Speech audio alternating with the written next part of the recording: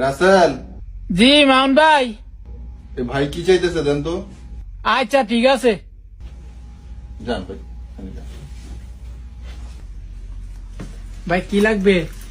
ভাই আমারে 30 ওয়াটের 2টা লাইট দোকা। ভাই সিলেটি বুঝি না, আপনি আরবি বলেন। হ্যাঁ স্মোক। মান ভাই। হ্যাঁ হ্যাঁ কে সিগারেট চায়? কি উল্টা পাল্টা কথা কন, ভালো করে কথা বুঝে নাকি? আরে ভাই আমি আপনার কাছে সিগারেট চাইছি না, আপনি আমার লাইট দোকা। আরবি মালুম? আরবি মালুম আন্তা মালুম আরবি। আরবি মালুম আনা।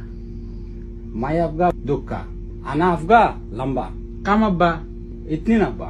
ওকে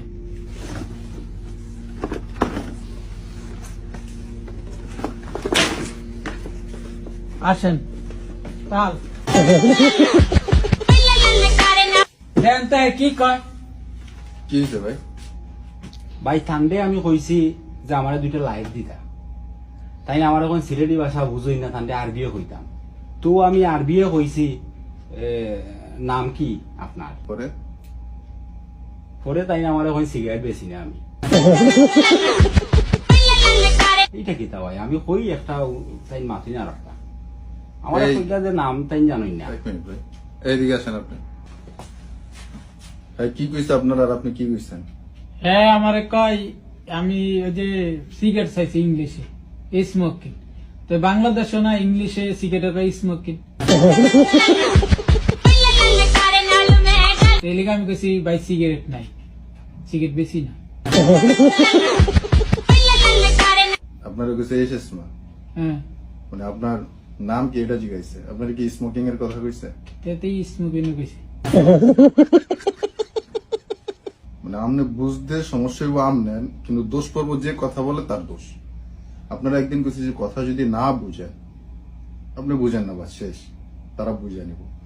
না বুঝে কি লিজে উল্টা পাল্টা কথা কইবেন আপনি? আপনি যেহেতু কথা বুঝেন না, তাহলে না বুঝে কেন কথা বলবেন? তো বাংলা কইতে পারলো না।